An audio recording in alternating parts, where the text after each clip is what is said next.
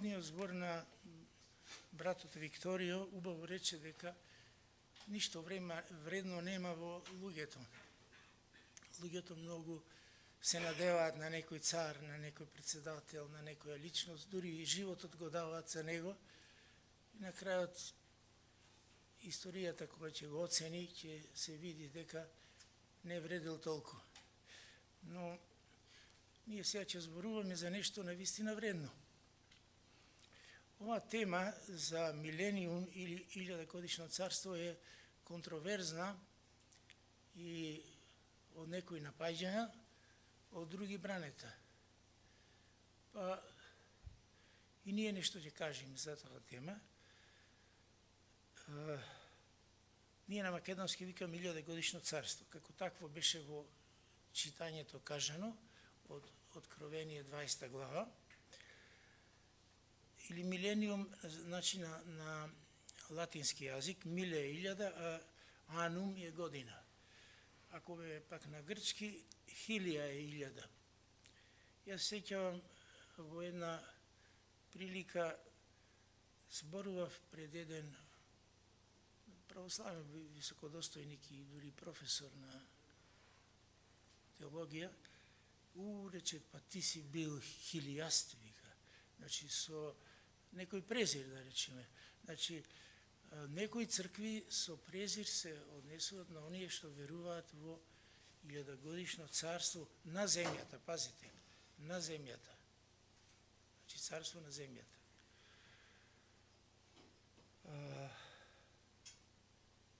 Вакви се всушност големите традиционални цркви, католичка, православна и многу поголеми протестантски. Ја би рекол дека сите што се државни цркви се вакви. За нив на земјата нема да постои милениум и велат тоа треба да се свати, не треба да се свати буквално, тоа е символичен говор.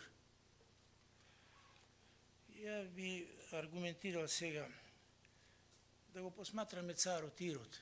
Од денешна перспектива слободно можеме да речеме тој бил лош цар, диктатор. Бил, навистина така. Ама мнозина се такви. Зошто царот Ирод сакаше да го убие бебето Исус? Тој знаеше, според писмознанците, стручњаците за религијата, му рекоа, Месијата треба да се роди во Витлеем. Царот Ирод бил многу религиозен. Тој инвестирал огромни средства во разубавување на Ерусалимскиот храм. Бил успешен владител. Тој добивал, значи, добри оценки од Рим, што бил вазарен цар. Зарем сега треба нов цар, кога веќе има цар? Дали новиот цар му пречеше политички? Очигледно му пречеше.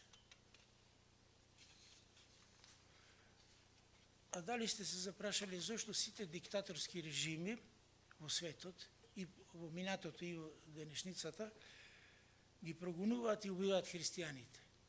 Дали сте се размислили зошто е тоа така? Некои повеќе, некои помалце. Колку поголем диктатор, толку повеќе.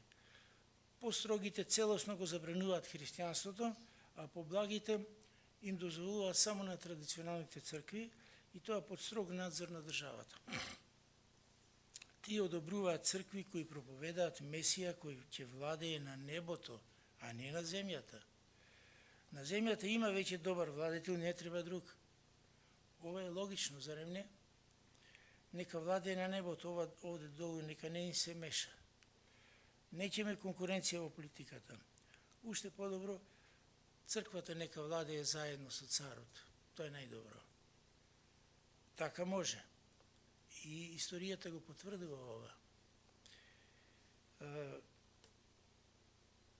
Мислителите посматрали историјата и рекле вака: на запад владее така наречен папо-цезаризам.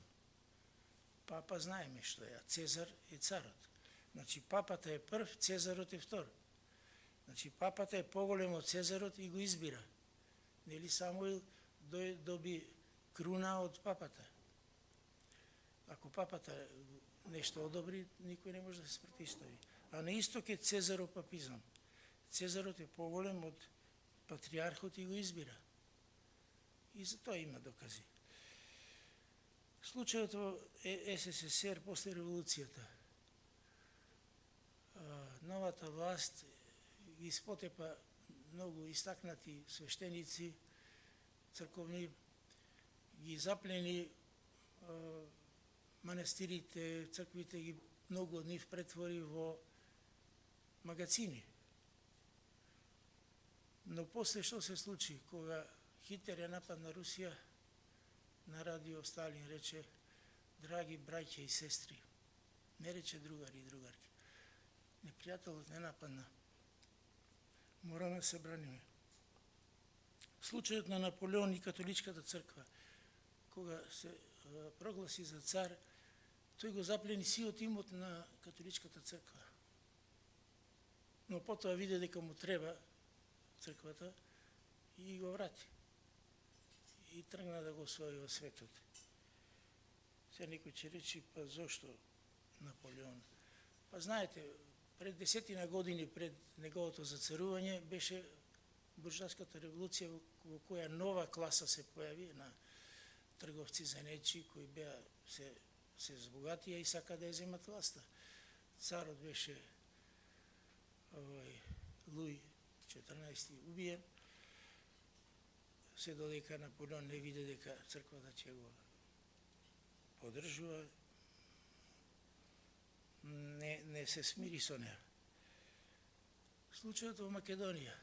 Мене брат Киро ми кажува, вика, кога дојде, помина Втората светска војна, го заторија протестантскиот проповедник, вика, во Колешино. Ние, вика, одевме во милиција. Бе, зошто го затворивте? Шо направил? Не ни кажа ништо, вика.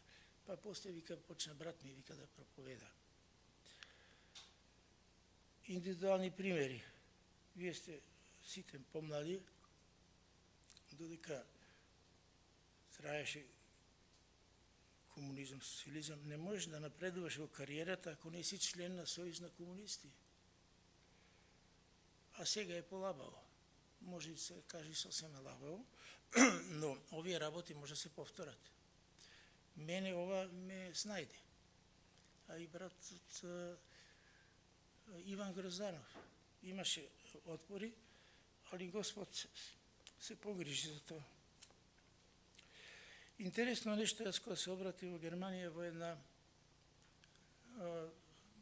црква, слободна црква во Германија, слободните цркви викаат Freikirchliche Gemeinde, слободна црковна заедница. Тие не се обавезни да веруваат како што е редот, него си веруваат како што сакаат. И јас отидов во институтот кај што бев таму на совршување. Имаше една секретарка во години, таа била сведок и на Втората светска војна, и тоа беше 77 година. И кажам, 1000-годишно царство. О, вика, господине, вика Николски. Па Хитлер тоа, вика, го зборуваше. Tausendjähriger Reich. Значи, Хитлер го кажувал дека неговото царство ќе трае 1000 години. А прочитав литература дека Мао Цетунг и тој прогласил дека ќе владе 1000 години. Значи, не му дават на Христос да владее, а тие сакат да владеат. Христос беше наклеветен и осуден како политички сомнителен бунтовник. Дали христијанството е политичка работа? Што мислите? И да и не. Христос беше прашан: ти ли си царот јудејски? Тој одговори: моето царство не е од овој свет. Ако беше од овој свет, мојата војска ќе ме спасеше од вашите раце. Ја би додал тука едно зборче сега, мислам дека преводот го нема сега, не знам зошто. Значи, тогаш и сега не е царството од овој свет, него ќе биде во иднина. Ако некој нас не праша, што би одговориле?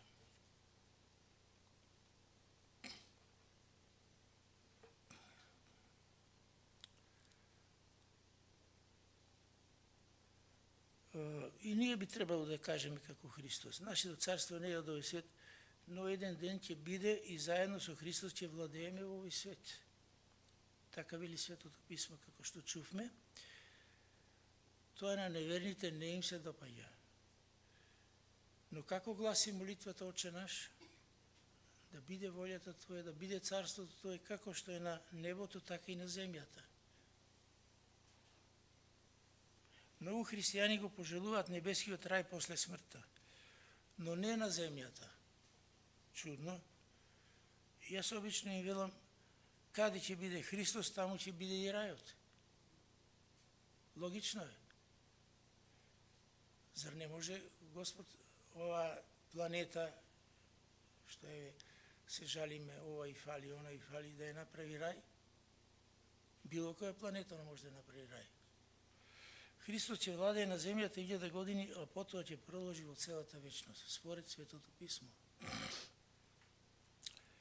Многу христијани страдале како политички престапници низ целата историја, а најмногу страдаат денес.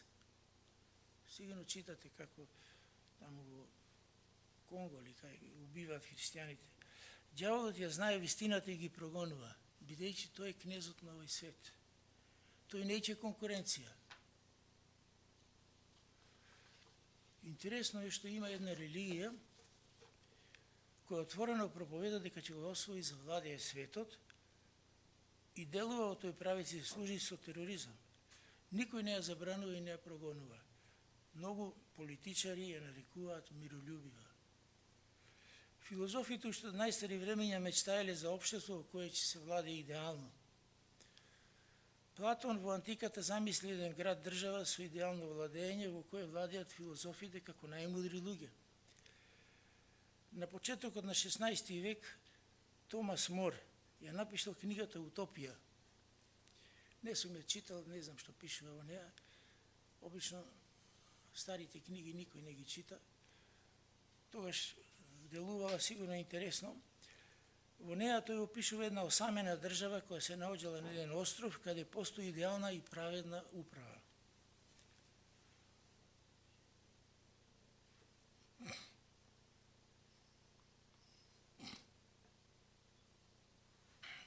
Каде сме сега во четврто? Денес зборот утопија се користи да означи нешто невозможно и непостоечко. А дали теоретски е можно да се воспостави ваква држава? Да, но условите се многу тешки, па би се рекло и невозможни. Треба да се остварат два многу тешки услови. Владетелот треба да биде идеално праведен. Значи, па обично луѓето пишуваат убави закони, праведни закони, ама владетелот треба да е идеално моќен. Тие закони треба да се спроведат во сила. Ваков е само Господ Исус Христос. Правда без моќ е анархија. Моќ без правда е сурова диктатура. И двете решенија не се добри. Заклучокот е очигледен. Само Господ Исус Христос е идеален цар и владетел.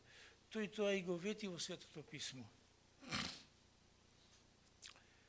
Кои се библиските книги во кои е особено изложена науката за Millennial Kingdom на енглески, тоа го скратеница ставив, 1000 годишното царство. Во Исаија има многу, во Еремија има, во Даниел има, во Захарија, Малахија, Јоел, Псалмите, Откровението и некои места во Новиот Завет. Има три различни начини на толкување на Откровението, 20 глава, 1 до 10 стих. Едното е амилениализам, постмилениализам и премилениализам. Амилениализам значи нема милениум. Буквата А на почеток значи негација. Нема да има милениум, нема да има буквално 1000-годишно царство на земјата. Царството е присутно во црквата, таа е царството Божјо. Почнува од првото Христово доаѓање. Јован Крстителот рече, царството Божјо дојде, Исус рече, царството Божјо е меѓу вас. И понатаму велат, Исус е зацари на небото. Навистина Исус рече, царството Божјо нема да дојде да се види. И тоа е точно. можеме да речеме дека во црквата Царството Божие е во скриена форма, латентна форма. Тоа е латентна и тоа е некој латински израз. Но еден ден ќе биде во јавна форма. Сега царството трае и допрва ќе заврши, така се сметат амилениалистите. Значи царството трае и ќе заврши. Црквата е реализација на старозаветното пророштво за царството. Значи на тој начин сега сите пророштва што ги има во Стариот Завет во пророците им ја земаме силата. Тоа било, ама нема да се оствари на земјата. Во црквата има и незнабожци и евреи, така вели оваа теорија. Значи евреите зеле учество во царството и нема за евреите да биде нешто посебно.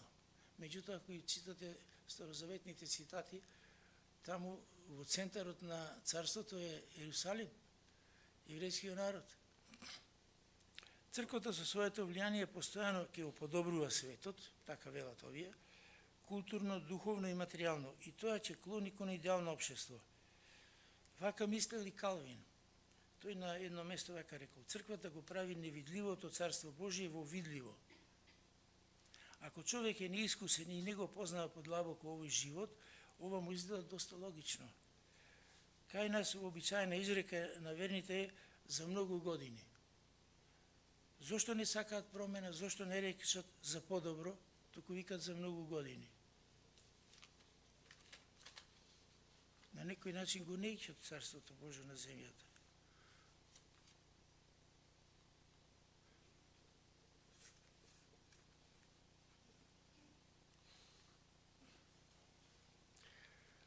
При вознесението Христово, дела апостолски 1 глава, апостолите го праша: Господе, дали сега ќе го воспоставиш Царството Божие? А тој им одговори: не е ваше сега да знаете, вие имате сега друга задача. Малце парафразирано го кажува. Вие треба да сведочите. Исус не им рече: што вие вам, за какво царство ви зборувате? Такво нешто не постои. Не, тој им рече дека сега има друга задача, треба да сведочат. Освен тоа, амилениалистите дозволуваат дека во последните времења ќе дојде отпад во црквата, веруваат дека ќе настапат големите маки и големи неволји и ќе се појави антихрист, веруваат во тоа, и дека верните ќе претрпат страдање. Не веруваат во грабање на црквата и дека верните ќе го избегнат страдањето. Потоа веднаш следува второто Христово доаѓање, судот на големиот бел престол, ново небо, нова земја и вечна состојба. Значи, буквално царство нема. Милениумот не трае буквално 1000 години, тоа е неодредено долго време. Постмилениализмот, самото име пост, зборчето значи дека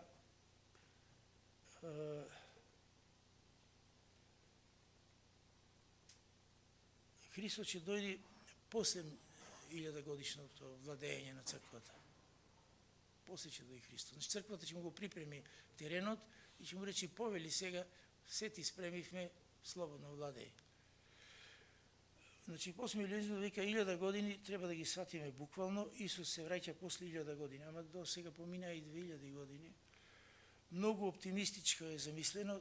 Тоа ќе биде време на богата духовна жетва, црквата ќе напредува, луѓето се помасовно ќе се враќат и светот ќе се подобрува и на крајот на 1000 години ќе дојде Исус Христос. Нејасно е кога почнуваат 1000 години, пошто физички почнаат 2000 години има, веројатно можеби овие денови ќе почне, па ќе чекаме уште 1000 години да се обрати цел свет и тие што владеат во парламентот, сите да бидат христијани, да почнуваат парламентот да почнува со молитва. Значи, им речат на Христос: повели, готово е, потоа следи страшниот суд, ново небо, нова земја и почнува вечноста. После Првата и Втората светска војна овој оптимизам спласнува и денес многу малце цркви го веруваат ова. Значи, се види дека не бива работата. Светото писмо исто така вели дека црквата во последните времења ќе стане ниту студена, ниту ладна. Треба да нагласиме и следното. многу искрени верници, добри верници може да се под влијание на историски духовни авторитети, да исповедаат амилениализам. Таквите браќа не треба да ги осудуваме. Навистина, Царството Божие е дојдено во скриена форма, во духовна смисла во црквата. Кој не е член на црквата, нема да се надева и на физичкото царство. Значи, но не во физичка смисла како ќе биде во иднината. Може да се цитираат изјави на Јован Крстителот, што рече Господ Исус Христос дека Царството Божие е тука, не мора да се гледа. Кај традиционалните цркви многу е тешко некој верник да верува нешто кое некој великодостојник од минатото веќе го дефинирал. Тоа е, значи, како се викаме, ерес. Ти сега да кажеш вака ќе биде, а некој таму пред 10 векови кажал поинако ќе биде. Теолозите од минатото се делат на рани црковни отци или татковци и касни црковни отци. Границата на разделба меѓу нив е моментот во историјата кога државата го признала христијанството за државна религија. Значи, рани се оние што биле пред тоа, кога црквата била прогонета, а касни се оние кога црквата била на власт. Обично раните црковни татковци правилно ги толкуваат ваквите теми од есхатологијата, слично како што ги толкуваме ние денес во малите и од светот презрени цркви. Касните црковни отци по правило се амилениалисти, бидејќи сакале да им угодат на владетелите. Ние веќе ја цитиравме изјавата на Калвин која звучи амилениалистички. Значи, може човек да биде добар христијанин, а сепак оваа наука да не ја верува, може би ќе се промени. Ќе проучи нешто, така ќе му се открие. За нас е битно како милениумот го дефинира Библијата, она што се прочита во уводот, од Откровение 20 глава, треба да се свати буквално. Ако не го сватиме тоа буквално и нема ни да сватиме и страшниот суд буквално. Со кое право ова го негираме, оно го прифаќаме. Нема ние да се трудиме со усилени толкувања да ги измениме некои пророштва од Светото писмо. Најбитно е во тој цитат дека сотоната 1000 години ќе биде во затвор и нече може да се меша во настаните во светот. После 1000 години он треба или мора да биде пуштен на кратко време. Нагласено е кратко и мора. Значи Господ ќе го пушти за да се испитат луѓето. Значи, тој ќе ги лаже народите во тоа кратко време и тој ќе успее во тоа. За кратко време ќе ги излаже да се побунат против царот, потоа ќе биде фрлен во огненото езеро. Побуната ќе биде брзо совладана и тоа ќе биде еден вид реприза на Армагедонската битка. Од оригиналната Армагедонска битка е на крајот на големите неволи. Ова е, значи, некоја реприза.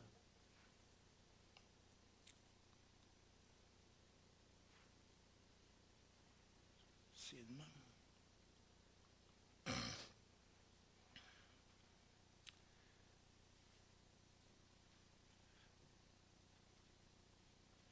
Се смета дека сепак во 1000-годишното царство ќе има спасени, бидејќи ќе има проповедено на Евангелието. Сега се поставува прашање кој ќе владее во царството. Исус Христос ќе биде цар, а со него ќе владеат сите свети луѓе. Тоа дури е кажано уште во Даниил, пророкот. Во 2 глава, 7 глава, во 12 глава.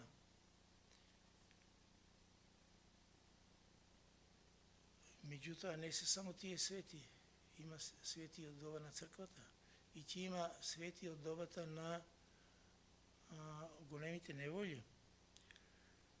Значи, сите кои од секашните време кои доживеле првото воскресение и добиле славни бесмртни тела, тие ќе владеат. Што работи денес сотоната? Тој ги лажи народите, тоа му е работата. Например, гради нов светски поредок, глобализација, сака да ги обедини сите луѓе на не свет начин. Човештвото сака да го намали на 500 милиони или барем на 1 милиарда луѓе. 500 милиони или 1 милиарда. А Бог сака да го спаси и да ги освети сите луѓе, да ги обедини во нов свет, заснован на светост. Господ ќе прави свет глобализам.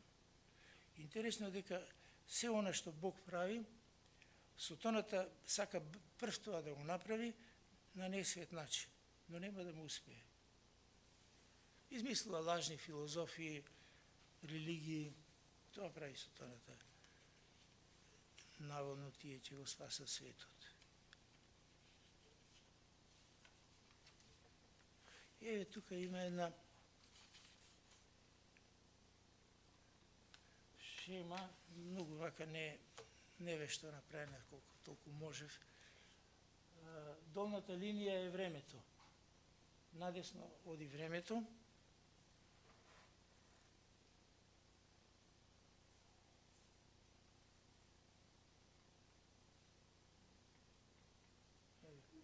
Време. Старозаветна теократија Израел. Додека првото Христо доаѓање овде, ова временска точка, ова е доба на црквата. До грабањето на црквата, ние сме овдека некаде близу. Се колку близу, никој не знае. Тоа е доба на црквата. Потоа доаѓа големите маки, кои траат 7 години или 2 пати по 42 месеца. Според Даниил, на средината на големите маки ќе биде грозота на пустошта, кога Антихристот ќе се прогласи за цар во Иерусалимскиот храм. Тој ќе биде третиот храм. Третиот храм допрва ќе треба да се изгради и тој ќе биде разрушен после крајот кој ќе дојде Исус. Овдека второ Христово доаѓање е физичко доаѓање заедно со верните, Армагедонската битка, кога сите непријатели ќе го нападнат Израел, али ќе бидат поразени. И после настанува 1000-годишното царство. Ова е второ воскресение, страшниот суд, ново небо и нова земја, спуштање на новиот Иерусалим. Значи, ние зборуваме за овој период на времето. 1000-годишно царство.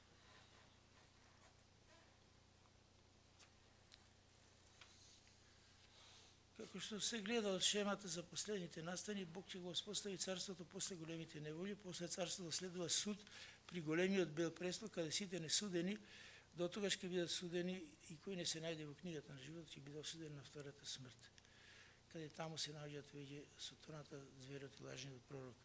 После следува ново небо и нова земја и вечноста. Во владењето на Христа му помагаат 3 групи на спасени свети, како што рекол, првата група се старозаветните свети, затоа може да се види во книгата на пророк Даниил.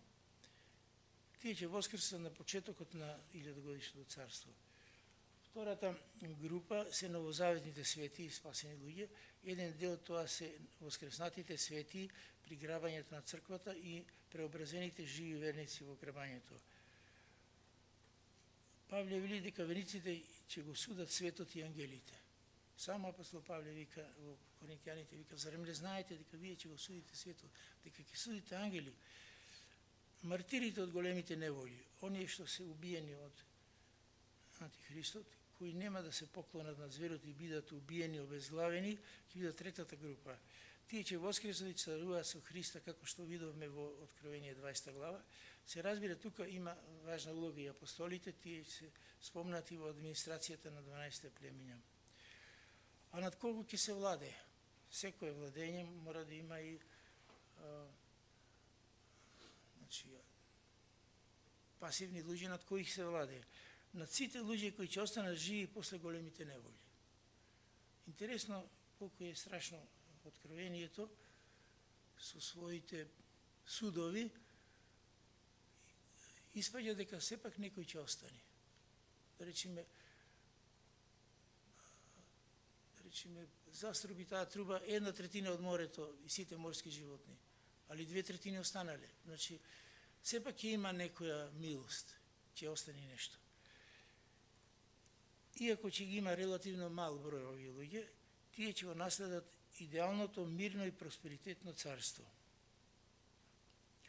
Тие ќе бидат обични смртни луѓе, слични на луѓето на денешницата, но кои се уште не се спасени. На нив ќе треба да се владее и да се управуваат. Тие ќе живеат, ќе работат и ќе се множат и нивниот број многу брзо ќе се зголеми. Зашто царството ќе биде праведно, просперитетно, богато. Тие ќе уживаат силно здравје, долговечност, бидејќи ќе живеат во идеални услови. Еден цар, една власт на целата земјина топка. Нема да има болести, нема да има војни, нема природни катастрофи. Климата е идеална, земјината топка, променета на добро. Нема детали, ама може би нема да има пустини. Обично за пустините има цитати. Може би нема да има и замрзнати делови. Главен град ќе биде Ерусалим, главна држава ќе биде Израел и таму ќе биде четвртиот храм. Пазите, четвртиот храм ќе биде многу велелепен. Во Езекијел 40 до 45 глава е опишан во многу голем текст. Просто човек не може да го прочита и да го замисли каков е. И таму ќе биде Божјата слава. Над Ерусалим ќе има шекина, како што имаше над шаторот во пустината, како облак слава Божја ќе биде. Преживеаните луѓе ќе имаат грешна природа, но Евангелието ќе се проповеда на секој човек, млад и стар, на децата, уште од мали. Царот ќе се обожува слично како денес, со славење на неговите заслуги за спасение на луѓето во минатото со смртта и воскресението на Спасителот. Значи заедно ќе живеат и смртни луѓе над кои ќе се владе и бесмртни кои ќе владеат.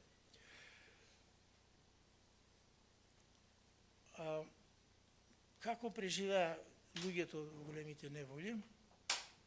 Во Матеја 25 глава, 31 до 41 стих е опишан суд над народите. Често пати кога се толкува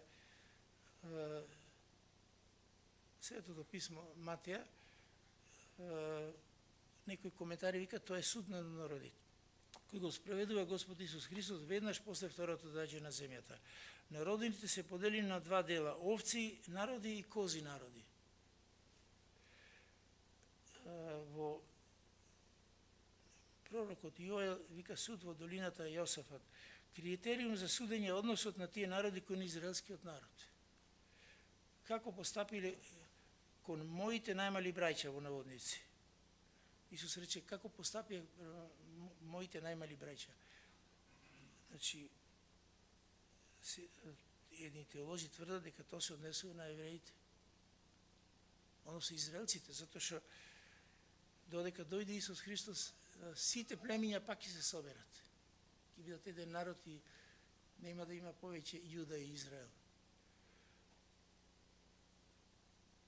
Некои цркви за овие судови викат тоа се однесува на давање милостиња на сиромасите, добри дела и така. Тоа секако дека треба да се прави, да се прават добри дела, но ова е суд на народите. Има и во Старозаветна, како што рекол во пророк Јоел 4 глава. Овците го помагали израелскиот народ, а козите го прогонували и уништувале. Еве почна да беснеат уште сега, но ова многу ќе се зголеми во иднина. Интересно е ова, би сакал овде да кажам, има една теорија која големите цркви ја проповедаат и застапуваат, replacement theology на енглески или заменска теологија. Викаат, тоа што беше со Израел заврши за секогаш, сега е црквата и вечно ќе остави црквата. Значи, меѓутоа, овие слободните цркви викаат, Израел има иднина. Господ нема да остави да нема евреи во рајот. И ако приметите сега кога почнаа борбите на Блискиот Исток, интересно, цел свет испадна дека го мрази Израел. Тешко, жално и тешко за евреите. Ама некои цркви слободни од Америка се сликаат со знаме, вика, ние сме уз Израел, вика. Интересна работа. Тоа допрево ќе се построжува, ќе дојде до големи. Така. Значи, овците добиваат виза да влезат да ги уживаат благодетите на царството, а козите одат на уништување и проклетство. Па сега во овие начин на војување, бомбите и готово. Во Стариот Завет судењето на народ е прикажано во Јоел 4 глава, 2 до 3 стих. Вика суд во долината на Јосафат.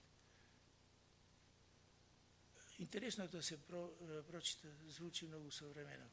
Ќе ги опишеме накратко условите за живот во милениумот. Тие се чудни и фантастични, но тие не се ниту моја, ниту нечија измислица, може да се потврда со цитати од Стариот Завет, кај пророците и псалмите.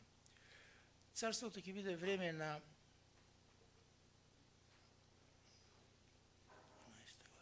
мир, радост, здравје, просперитет. Има во Исаија, 2 глава. Мечовите ќе се прековаат во плугови, а копијата во српови. Тоа значи дека нема повеќе да има војни меѓу народите, како што сега има. Нема војни, војни академии, касарни, нема фабрики за оружје. Голема благосостојба. Нема да има тука брачни парови без стан. Тоа сите ќе добијат. Овој цитат од Исаија е напишан на влезот на Обединетите нации во Њујорк. И таму има една скулптура со еден пиштол со врзани цевки. И ова, ја не сум бил таму, ама вика дека имало ова, точно од Исаија 2 глава, дека народите ќе прековат мечовите во плугови, копјата во српови. Пуста и неостварлива желба. Животите така ќе се измена што сите ќе станат кротки, животните ќе бидат вегетаријанци, замислете. Па може ли нешто за Бог да биде невозможно? Ќе биде, животните ќе биде како во времето на Адам.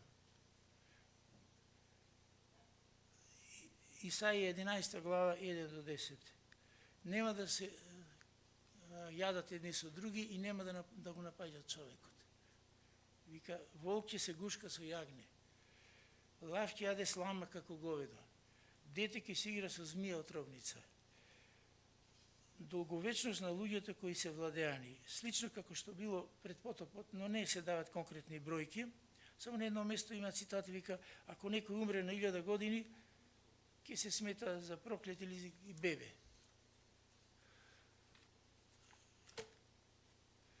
Исус царот ќе се обожава во Иерусалим, таму ќе идат делегации од сите народи на поклонение на еврејскиот празници, особено на празникот Сеници. Затоа што празникот Сеници го символизира 1000-годишното царство. Знаете што прават на Сеници? Евреите кои има двор, излегува во дворот, прави шатор и не работат таму цела недела. Значи, како што уживање. И тоа го символизира она светла иднина. Бидејќи тој празник го означува 1000-годишното царство.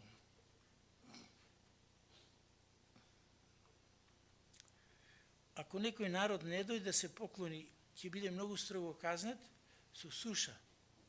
Ако египетското племе не дојде, веројатно ќе бидат делегации, ќе идат, ќе полагат, се поклонуват. Не може цело племе да дојде, не верувам тоа, него ќе идат специјално овластени делегации да се поклонуват во Иерусалим на царот. Целата земјина топка ќе биде изменета. Поволна клима, плодност, изобилие плодови. Една цитат вика, сејачот ќе го стигнува жнијачот.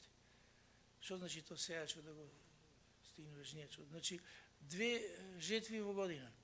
Се вели во едно пророштво.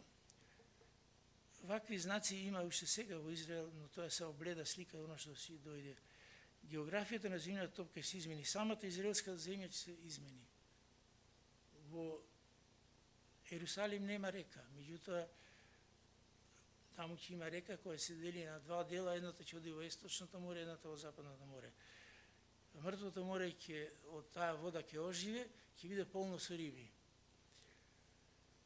Исус ќе се слави и обожава по целата земјина топка во сите народи. На крајот од милениумот сатаната ќе се ослободи за кратко време, за да ги испита срцата на смртните луѓе кои живееле во идеално општество или држава. Тоа е потребно за Господ да суди праведно на големиот бел престол. Ке се докаже расипаноста на човечкото срце. Денес човек може да се оправдува да рече, па ѓаволот ме измами, грешев. Не чини законот не чини, државата не чини, родителите не ми чинат, сирома бев. Може би ѓаволот ќе ги убеди дека тие се обесправени, дека теократија не е најдобро владење, дека подобра е демократијата, дека тој ќе им обезбеди вечен живот и слично. Тоа се мои размислувања. Бог по природа праведен и свет и не може да поднесе никаква неправда. Тој ќе ги уништи погонетите за кратко време. Што мислите вие, драги? Дали ќе биде тешко и напорно се владе 1000 години? Еден човек што е така подостарил како мене, му рече, ај сега да се вратиш да работиш наутро у 6 да стануваш да одиш на фабрика. Сигурно ќе рече, абе доста ми беше. Ама ако е човек со посебно тело, со посебни способности, нема да му биде тешко. Што мислите, на Адам му беше кажано во рајот да го брани, да го чува и да го работи. Па чудно е тоа. Значи, тоа работење на Адам сигурно било неко задоволство, не е било воопшто тешко. Меѓутоа, кога сгреши Адам на Бога, му рече, од сега во пот на лицето, на челото свој, ќе го јадиш лебот свој, додека не се вратиш во земјата од која си земен, и земјата ќе ти раѓа трње и коров. И стварно, кој се занимава со земјоделие, за да произведиш нешто за јадење, 300 пати треба да го прегледаш, да го требиш, да го плевиш, иначе лошите треби ќе го загушат. А од друга страна па апостол Петар вика 1000 години вика секако еден ден за Бога, а еден ден како 1000 години. Може би така ќе му се види ова владење како задоволство на луѓето, односно, ајде да кажам нас, ни се види како задоволство. Сега, каде е спомнато милениумот и царувањето? И во Стариот и во Новиот Завет е спомнато. Спомнато е првото доаѓање на Христа за спасение и второто доаѓање за царување и суд. Христос на многу места е цар представен. Но како спасител Христос делуваше кратко, 3 години само. Например, Лука 1 глава, 32 до 33 стих, ангелот и рече на Марија, тој ќе биде голем и ќе се нарече син на Севишниот и Господ Бог ќе му го даде престолот на неговиот татко Давида и ќе царува над Јакововиот дом довека и неговото царство не ќе има крај. Еве го царството. Во Новиот Завет е кажано. Покрај во Откровението, во Новиот Завет има многу други цитати. Например, Матеј 1 глава е дадена генеалогијата на Исус Христос, од која се гледа дека Христос потекнува од Давидовата лоза. Он е потомак на Давид, формално се разбира. И како таков има право на еврејскиот престол. Никој не може да му речи, ти немаш право да владееш. Генеалогијата на Лука е поинаква, јас долго време не разбирав, после прочитав една книжка, вика, тоа е всушност генеалогија на Марија и таа потекнува од Давид. Сега не знам кај ми е таа книжка, не можам да објаснам. Важно, и Марија и Исус Христос се потомци на Давид. Формално, Марија и буквално. Во Стариот Завет, кој е свето писмо на евреите, има цитати и за првото и за второто доаѓање на Месијата. Например, Исаија 53 глава, Исус се представи како спасител кој страда за народот. Исаија 53 е наречено Петто Евангелие. Сигурно вие сте се одушевували кога сте учитале, заслужува ваков назив. Но исто така и многу повеќе цитати има во кои се опишува Месија како цар и владетел. Евреите порадо ги учеле и читале тие пророштва во кои Месијата царува над сите народи и кога Господ Исус Христос не ги виде тие плодови, тие го отфрлија и не го признаа за нивни Месија. Чекаат друг Месија, само нема да го дочекаат другиот, истиот ќе биде Месија, на крајот во големите маки сепак ќе се обратат. Остатокот нивни ќе се обрати. Тоа на многу места пишува. Ќе погледнат на оној што го прободува.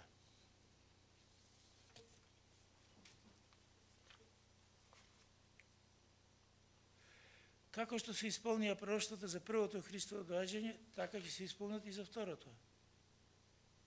Например, Захарија 14 глава, 16 до 20 стих, Исаија 2 глава, 2 до 4, Исаија 9, 6 до 9.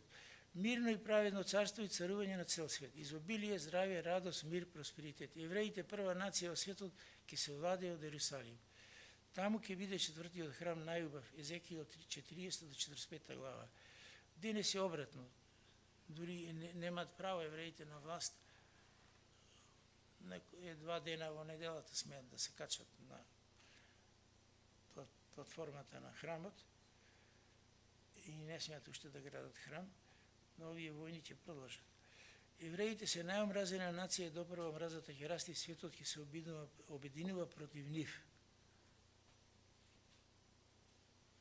Овде ќе прочитаме само некои цитати, може дома само да си прочитате, меѓутоа не знам дали ќе имаме време, а неколку цитати сепак на крајот ќе прочитаме. Значи има во Исаија, Еремија, Данијел, Захарија и други пророци, во некои месијански псалми, например, псалм број 2, што почнува зошто се бунат народите и така натаму. Че својства на милениумот праведност, радост, мир, здравје, долг живот, уживање, просперитет, изобилие во се што е потребно за живот. Нема да има болести, маки, жалости, несреќи, природни катастрофи. Израелската земја разубавена, географски поволно изменета, плодна и богата. Ерусалим повторно изграден, бидејќи во борбите при големите неволи многу ќе се оштети. При големите неволи борби ќе се водат во Ерусалим. До пола ќе биде освоен. За разлика од тоа, денес е се обратност. Владее страв, грижи, болести, несреќи, војни, воздишки, омраза меѓу народите, лаги и неповерење. Евреите ќе го признаат по барата Исус Христос во вториот дел од големите маки, кои ќе бидат притиснати од нивните непријатели.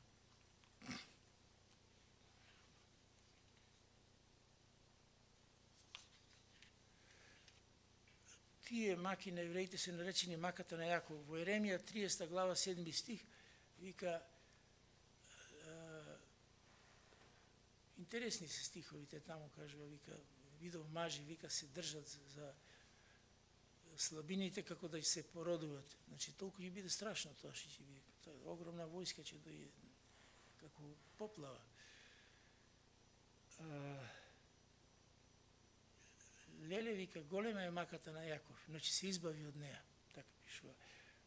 Значи, околу 1/3 ќе поверуваат, ќе се спасат и тоа колективно. Во Римјаните 11 глава вика сите ќе се спасат.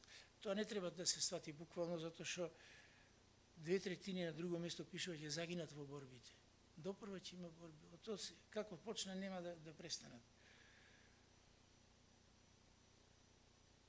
И тие колективно ќе погледнат на оној што го прободува и ќе плачат за него. Пишува вака во Захарија 14 глава, Господ ќе се бори за нив како што се бори воин во борба. Ќе погледат на оној кој го прободува. Мнозина често прашуваат зошто е важно сега да проучуваме што ќе се случи во иднина. Па важно и корисно, бидејќи твојата одлука денес ќе влие на твојата судбина во иднина. Ако јас те убедувам дека си грешен, дека Исус умре за тебе да те спаси, ти можеби ќе поверуваш, можеби не. Но ако ти разјаснам што те чека во иднина, какви алтернативи постојат, можеби поскоро ќе се одлучиш да го избериш доброто. Не само што ќе се спасиш, но те чека прекрасна и многу интересна иднина. Затоа одлучи се за доброто. Ако си го избрал него, со него и ќе владееш. Ако го одбиеш денес, тој ќе те негира пред таткото. Заре апостол Јован залудно му беа прикажани овие визии која беше заточен на островот Патмос. Тие му беа прикажани од ангелот по Божја наредба. Никој не ќе може да му приговори на праведниот судија која ќе ги суди побунетите во милениумот. Павле во 2 Коринќаните рече, еве сега е прифатливо време, сега е ден за спасение. Не се залажува дека сега е 1000-годишно царство. Идат тешки денови за сите жители на земјата, тоа се големите маки.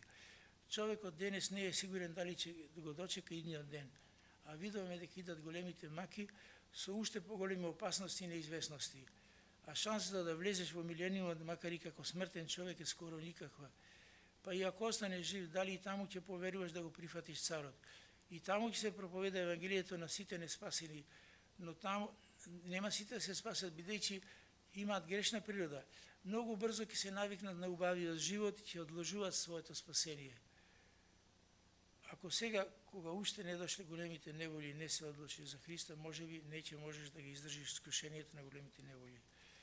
Избери го Христос, избери го животот и владеј со царот. Не само што ќе бидеш грабнат на облаци и на небото, и таму ќе учествуваш во настаните, те чека интересен и осмислен и корисен живот во трајање од 1000 години, во милениумот, а потоа во новото небо и новата земја, во небесниот Иерусалим, во заедница со сите спасени и со Творецот.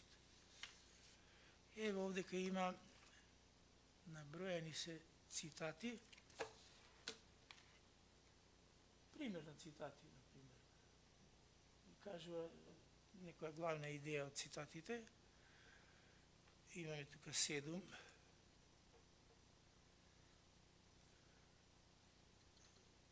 Во првото Исаја 9 глава, зашто ни се роди дете, син ни се даде, власта му е на рамената и така натаму.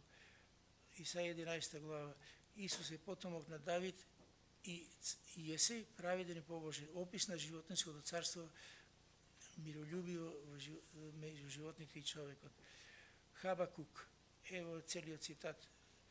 Земјата ќе биде полна со познавање на Господа, како што е морето полно со вода.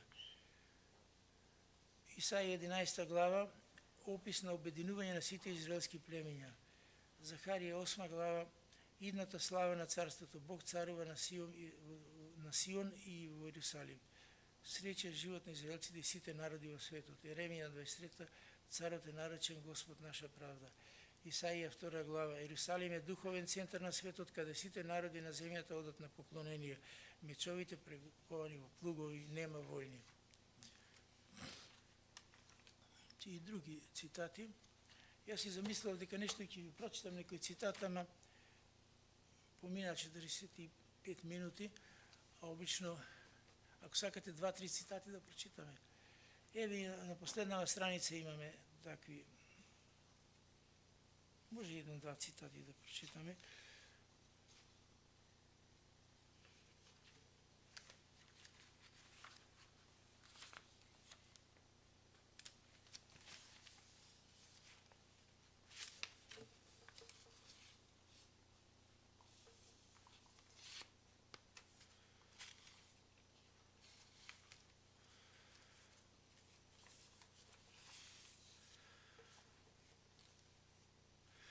Ево, например, Исаија 2 глава. Видение на Амосовиот син Исаија за Јудеја и за Ерусалим. Ке се случи на крајот на деновите. Гората на Господовиот дом ќе биде поставена над сите гори, возвишена над сите брегови. Кон неа ќе одат сите народи, ќе се втурнат многу племиња, ќе речат, ајде да се искачиме на Господовата гора, да одиме во домот на Јакововиот Бог. Тој ќе не научи на своите патишта, ќе одиме по неговите патеки, зашто законот ќе дојде од Сион, Господовото слово од Ерусалим. Тој ќе им биде судија на народите, ќе им суди на многу племиња, кои ќе ги прековаат мечовите во слугови, копјата во српови. Нема повеќе народ да се дига меч против народ, ниту ќе се учи веќе на војување. Езекијел 37 глава, еден краток стих вака вика. А мојот слуга Давид ќе им биде цар. Видите, често пати се спомнува Давид, али се мисли на Исус Христос. Зошто? Давид е предслика, тип на Исус Христос. Како што, например, пророкот Илија беше предслика или тип на Јован Крстител. Или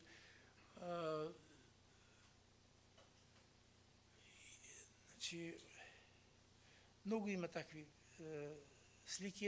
Една личност представува друга личност што ќе дојде покасно. Значи, мојот слуга Давид ќе им биде цар и сите ќе имат еден пастир, ќе живеат по моите закони, пазејќи ги, вршејќи ги моите наредби, ќе живеат во земјата што му е дадов на мојот слуга Јаков, во која живеа вашите татковци. Во неја ќе престојат и нивните синови и синовите на нивните синови. Сега Обединените нации редуваат, овдека ќе биде границата, тука ќе биде, ама тоа нема ништо да биде, како што Господ рекол, така ќе биде. И мојот слуга Давид ќе им биде кнез довека, ќе склучам со нив завет на мир, тоа ќе биде вечен завет со нив, ќе ги утврдам и ќе ги умножам и ќе го поставам своето светилиште меѓу нив за секогаш. Моето живеалиште ќе биде меѓу нив и јас ќе бидам нивни Бог, тие мој народ. И кога моето светилиште ќе биде за секогаш меѓу нив, сите народи ќе знаат дека јас сум Господ кој го осветува Израел. Има многу цитати.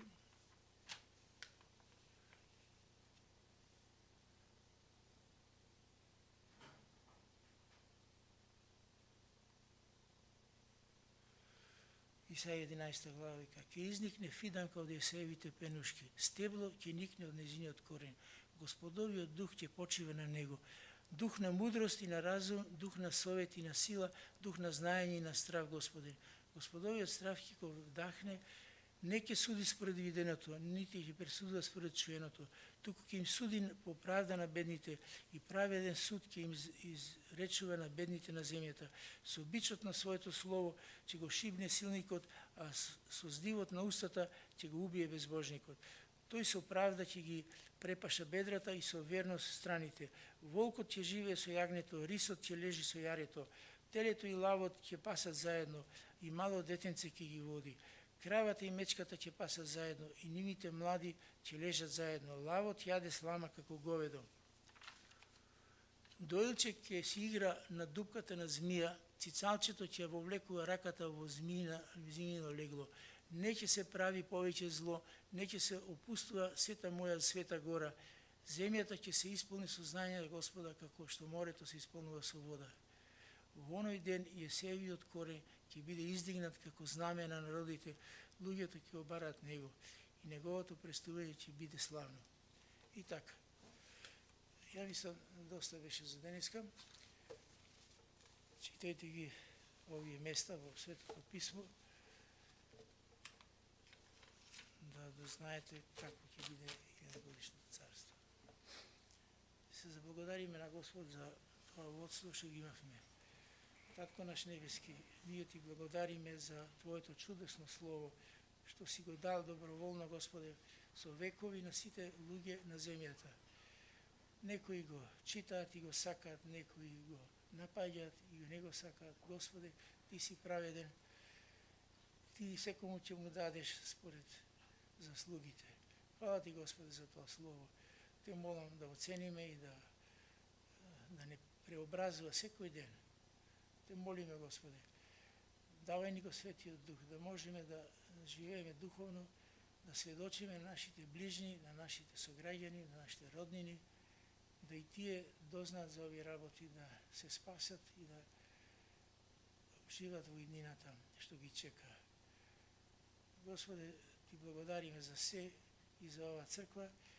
Те молиме, Господе, да бидеш со нас, да ни сочуваш до крај. Во името на Господ, нашиот Спасител Исус Христос. Амин.